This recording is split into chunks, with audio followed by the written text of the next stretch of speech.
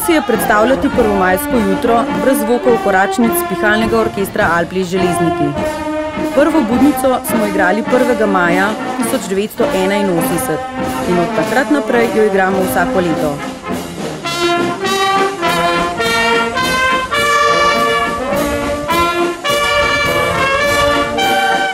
Peter Polajnar, ki je v prvih letih zapisoval nastope, je leta 1982 zapisal: "Zaigrali smo 56 koračnic."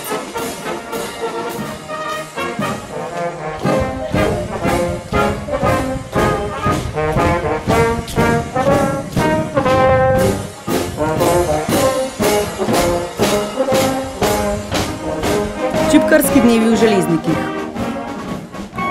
Naš orkester na tej kulturno-etnološki prireditvi redno sodeluje v klekerski povorki od podjetja Alples do Plavža.